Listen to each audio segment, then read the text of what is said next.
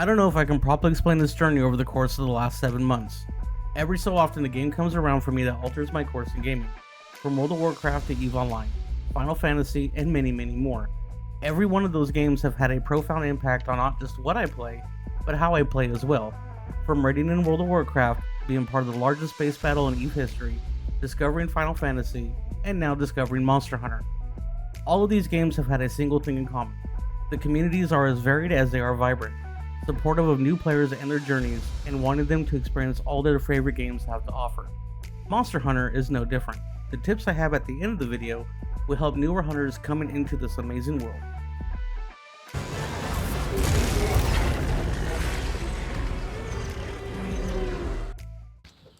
Dual blades are not for everybody. They're very simplistic. They're very spam heavy. And you basically should never be out. You should never be in anything but demon mode when it.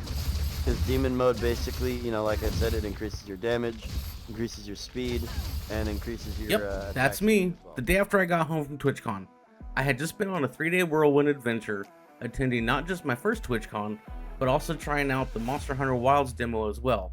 While I had played Rise the year before, it hadn't really clicked. But being put into a room with 3 complete strangers to achieve a goal left a lasting impression on me. So much that I took this picture of the secret that was on display, came home, and bought Monster Hunter World.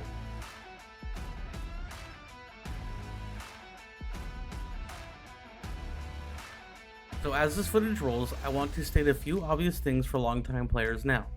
Yes, I used Defender gear through low and high rank, and I crafted my weapons.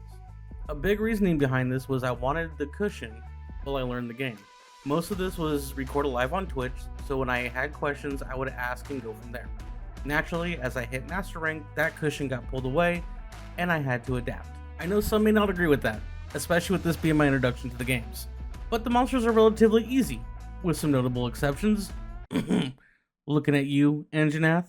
It's designed in a way that'll get anybody accustomed to the weapons they are using, the general gameplay loops, and the idea of picking up everything you see. I started my journey using dual blades because I was told they are the easiest to pick up, and they are. It was a great introduction to how weapons behave, and to this day I still do hunts with dual blades at times. You will also notice as this footage rolls that at one point I was running a few Anjanath pieces. That is because some of my chat told me I could get the same cushion without the super OP talents that I later learned was Divine Protection. So at the time, because I was worried about fire, I used Anjanath armor to build fire resistance. Looking back at these clips, I can't help but laugh at myself for how much I didn't know. But as I started going through the main quests, I learned from some longtime viewers like Anarchy and Bardawolf, Soren, and newer viewers like Tornadic and Dreams Beyond, that also completing optionals not only let me experience hunts so I could learn the fights and get more materials, but also serve to complete optional quests for the endgame, something we will get to later.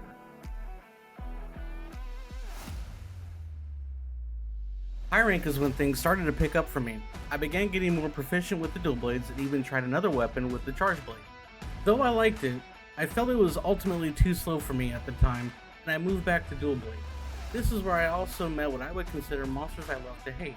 Names like Sitsi, Mr. Flashbang, or as I call them on stream, Worldstar.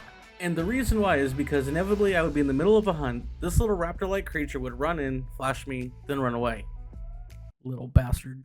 But this is where things also really began to click, fighting Oda Garen, Coral Pookie Pookie, and Kieran. Oh boy, Kieran. While I didn't get the footage of fighting a Kieran for the first time in high rank, it went about as well as you would expect. Seriously, who decided a pony with lightning was a great idea? But the fight was really fun, as most of the hunts in World are. There are a few notable exceptions. I haven't met a single person yet who thinks Zora Magdaros was entertaining, but let me know what you think in the comments below. It's fun going through my high rank footage. You can tell I had really begun to learn more, and while Monster Hunter is certainly not like Mass Effect, the story of World had me invested enough that when it came time to face the Elder Dragons, I genuinely enjoyed the investigations as you begin to uncover each of the Elders. And this is the exact moment this game and this world went from a game I was enjoying to a game that I genuinely connected with. The first Elder was Teostra, or Toaster as I've come to refer to him as. And instead of telling you that I beat him my first time, I'm happy to report that wasn't the case. Oh my god, that tail swipe. This is sick.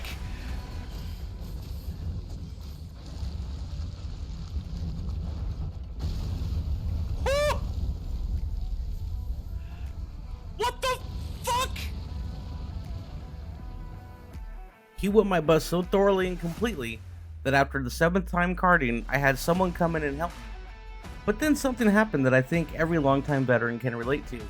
We beat him, sure, but it didn't feel like a victory. So that night I went back out off stream and really prepared. I upgraded my dual blades to ice, made sure I had plenty of mega potions, and got ready for the next day.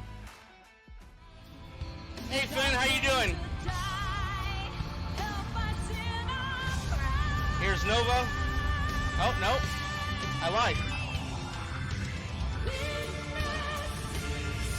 Did I interrupt Nova?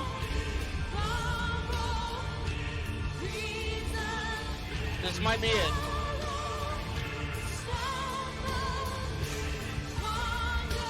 Come on.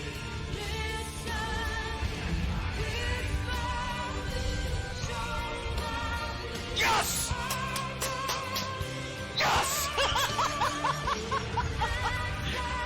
Yes! Woo! Now first I must say I'm sad that a few weeks ago I had a hard drive issue and had to delete the original footage, so I had to use my YouTube short. But this was the exact moment that I connected with the vision of this game. Overcoming obstacles, failing and picking yourself up before you learn, grow, prepare, and adapt. There are very few games that make me cheer involuntarily when I succeed, and the fact this game managed to do it before I was through the base game made me fall in love with it. But as the credits rolled on the base game and chat began saying welcome to the real game, and now the tutorial is over, I couldn't help but be excited with what was to come.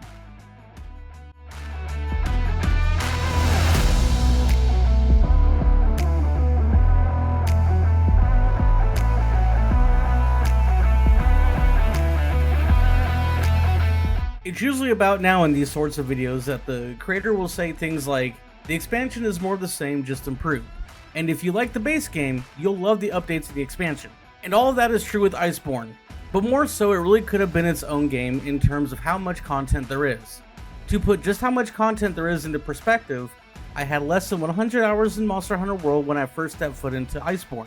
As of recording this video, however, I have over 430 hours. But I didn't immediately jump into Iceborne content. I took a few days to celebrate completing the base game, shore up a few optionals that I had been meaning to get to, and much like going from low to high rank, I decided to try new weapons. This time, longsword and greatsword. Towards the end of high rank, I began to notice the limitations of dual blades, which primarily is there is no reach. Any flying monsters will negate the DPS of dual blades simply by hovering a few feet over your head. So I first tried greatsword, but quickly discovered while it had reach and hit hard, if I was fighting a fast moving monster, I would miss a lot. So I moved on to longsword, and from the moment I picked it up, it just felt right. Longsword, for those who have never played, apparently used to be classed as a greatsword, until Capcom made it its own weapon. It's faster than a greatsword, still hits really hard, and has much more maneuverability than a charge blade did. And when you hit a Helmbreaker, Off him. Yes, I can. there's nothing like it. It is memed on a lot for being the anime weapon, while others hate it simply for being popular, and those are all perfectly valid. The thing that I've learned fairly quickly is you are judged for what weapon you main in Monster Hunter, and while I could likely describe a few of them now, I'll save that for a future video. The first few fights in Master Rank are fairly easy mechanically, but they do a great job punishing you for being too aggressive or positioned poorly. It also introduces a new mechanic, drinking hot drinks. You see, the lands in Iceborne are cold, so cold your hunter, despite wearing a jacket, armor, and running for their life a good portion of the time, still is too cold, so you have to drink these magic elixirs made of straight spicy boys. But after the first few fights, Iceborne takes a very sharp and dramatic left turn into what I would call the Dark Souls experience. You won't lose gear or experience, but the monsters you face will become increasingly stronger, faster, hit you harder, and punish you more. While I could go through every monster and explain each fight, this video would be over an hour long, but suffice to say, chat was not lying when they said the tutorial was over. I carded more times in the first few fights than I did in the entirety of the base game. But after experiencing the Elder Dragons in high rank, I remained motivated all throughout Iceborne, leaning more on the community side where I could face things alone at first, and if it was too difficult, I would let others join in, before abandoning that entirely towards the end of Iceborne and just letting others join in. You see, once the credits roll on Iceborne, there's optional hunts to do. Sure, you completed the story hunts and you saw the credits, but the game doesn't technically end there. Several hunts post Iceborne launch were introduced that to this day remain challenging as they are polarizing.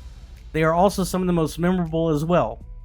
Once more, I won't spend a lot of time on them, but if you do decide to go after these monsters, you will need a proper build to do so. As I began building this video, I went back in search of the footage I got down in the very last monster for the first time named Fatalis, as it was pretty emotional.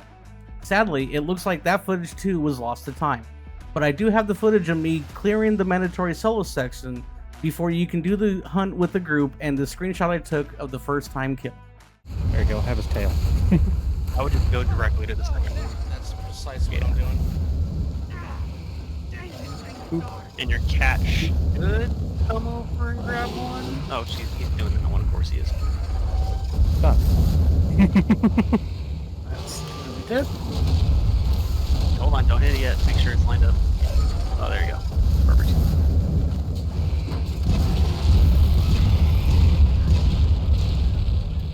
Nice.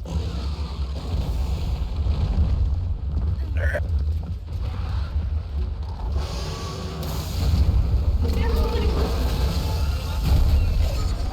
Give me your face. Thank you.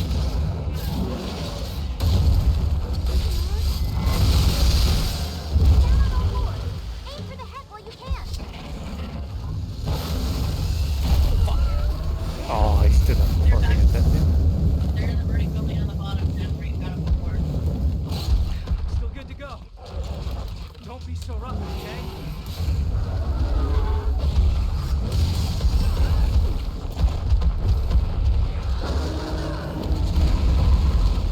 Oh, Oh, nice. Did I do it? You did. Man, good there job. you go. Hell yeah, dude. Now, technically, once this finishes, you will be put back into the fight, where you can continue the fight, but now you have the opportunity to fire an SOS and/or. I laughed rewatching that clip because I was laughing at how long it took me to clear the solo part, which was over a week. Needless to say, when we finally killed Fatalis on stream a week later, it was really emotional. And even after all that, you could still do even more hunting in the Guiding Lands, or as longtime players call it, the Grinding Lands. Or you can complete optionals, which is what I did, because there's a telltale way of determining who has been through it all, and that is the coveted yellow name. Those who possess the yellow name in Monster Hunter World have literally seen and done it all. And that was my final goal of the game for me, which I finally hit on January 7th. And that's it. That's my journey through Monster Hunter World and Iceborne. You know, when I first started this journey, I expected to spend maybe 60 hours, learn how to play the game, learn a few weapons, stop playing, and then jump immediately into Wilds. But that wasn't the case. I think the thing I love the most about this game is that it brings people and the community together, which leads me to the final part. So I have 5 tips to help new hunters come into this game in Wilds, and they're all pretty simple, which I'll put up on screen now and explain them. As I said through most of the video, these tips are my top ones. If you don't know how to do something, don't be afraid to ask someone who's been playing for a long time. Go to a streamer, a YouTuber, a best friend, anyone. I haven't met anybody in Monster Hunter that doesn't enjoy helping others. I invite everyone to come to my chat at twitch.tv/therealchappytv and ask every question you have. I stream Tuesday through Friday, 11 a.m. to 4 p.m. Pacific. Don't be afraid to fail. You will see quests failed a lot. You're gonna die or cart a lot. It's okay to fail. The biggest thing I can say is don't give up. Find people to play with, if it's in my community or someone else's. The fun of this game is trying, failing, and ultimately succeeding. Pick up everything. Seriously, if it can be picked up, it can be used to craft potions, armor, traps, or ammo. Try all the weapons. This one's pretty self-explanatory. I started on dual blades and I now technically mainly use longsword, but I have also fallen in love with bow and switch axe, which I use routinely when I feel like it. And finally, have fun. It is, after all, a game, and while it will be challenging at times and will get frustrating, it's important to take each new challenge in stride, look at it from a fresh angle, and go from there. I can't begin to thank my community for helping me through this journey. Let me know what your first hunt was in a Monster Hunter game, or what your first true roadblock was. I'll be live on Twitch this week and streaming the open beta and beyond, so come by and say hi. Thank Thank you all for watching. I hope you all enjoyed this video. Don't forget to like, comment, and subscribe, and I'll see you in the next one.